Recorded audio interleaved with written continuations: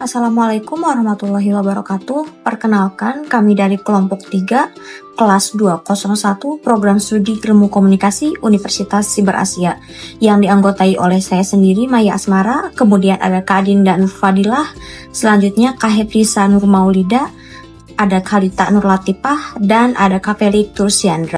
Pada kesempatan kali ini, kami akan mempresentasikan hasil kajian ilmiah kami yang berjudul Tembok Transparan, Studi tentang Keterbukaan dan Privasi Mahasiswa Online. Di era digital ini, media sosial telah menjadi bagian internal dalam kehidupan mahasiswa.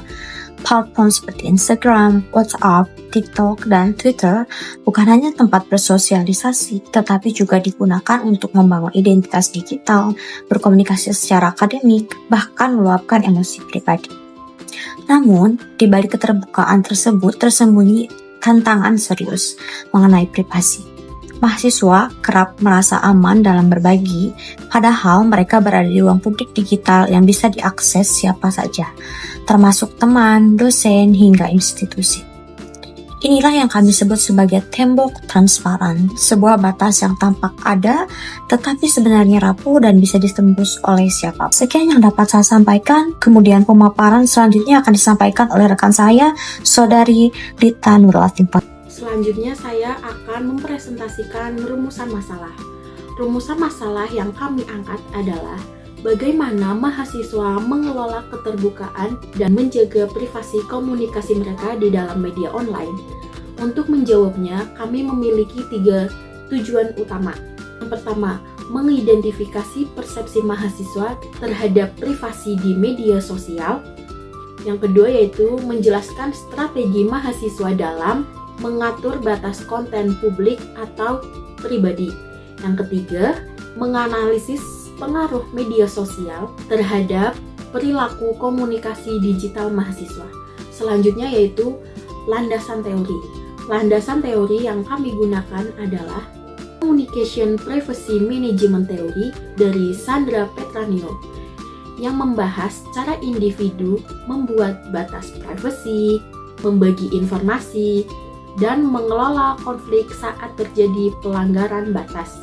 Selanjutnya yaitu Self-Presentation Theory dari Erving Goffman yang memandang interaksi sosial sebagai panggung teater. Kita membangun citra publik atau front stage dan citra pribadi atau backstage, termasuk bagaimana cara mahasiswa memanipulasi citra melalui foto, caption, dan feed mereka.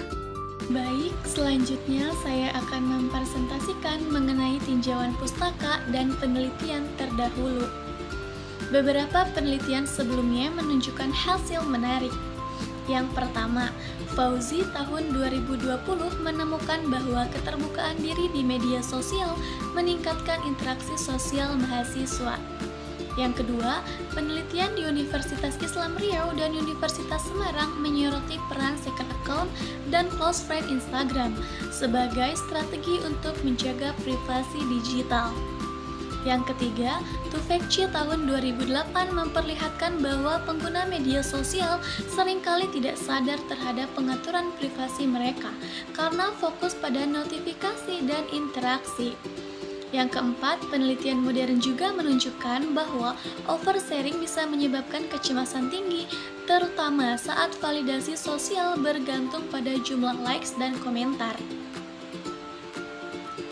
Semua temuan ini memperkuat pentingnya manajemen privasi yang cermat di tengah budaya keterbukaan digital yang terus berkembang. Baik, selanjutnya saya akan menjelaskan mengenai metodologi penelitian dan temuan utama dari studi ini. Penelitian ini menggunakan pendekatan kualitatif deskriptif dengan metode studi khusus dan dianalisis menggunakan teknik tematik coding. Untuk teknik pengumpulan data, kami menggunakan 3 metode utama. Pertama, kami melakukan wawancara semi-struktur kepada 5 mahasiswa aktif pengguna media sosial. Kedua, kami melakukan observasi digital secara etis terhadap unggahan mereka. Dan ketiga, kami mendokumentasikan aktivitas mereka di platform seperti Instagram atau X. Data yang terkumpul kemudian dianalisis menggunakan metode thematic coding dari Brown and Clark. Prosesnya melalui beberapa tahap, yaitu transkripsi, kategorisasi, dan penarikan tema utama. Hasilnya menunjukkan bahwa mahasiswa memiliki strategi untuk menjaga privasi seperti selective disclosure, penggunaan akun ganda, dan pengaturan fitur private. Hal ini dilakukan untuk menyeimbangkan antara kebutuhan membuka diri dan menjaga privasi secara digital. Manfaat penelitian. Manfaat praktisnya, penelitian ini dapat meningkatkan kesadaran mahasiswa terhadap risiko privasi, menjadi acuan bagi kampus dalam merancang kurikulum literasi digital dan etika komunikasi daring. Kami berharap hasil kajian ini bisa mendorong mahasiswa untuk menjadi pengguna media sosial yang bijak, kritis, dan sabar terhadap batas-batas yang perlu dijaga demi kesehatan mental dan relasi sosial yang sehat. Kesimpulannya, di era digital yang sangat terbuka ini, mahasiswa menghadapi dilema antara ekspresi diri dan perlindungan privasi. Mereka hidup di balik tembok transparan, yaitu batas tipis antara ruang privat dan ruang publik digital. Manfaat teoritis dari penelitian ini adalah memperkaya literatur tentang manajemen privasi dan komunikasi digital, serta memperkenalkan konsep tembok transparan sebagai kerangka baru. Demikian presentasi dari kami ucapkan terima kasih atas perhatian dan waktunya. Wassalamualaikum warahmatullahi wabarakatuh.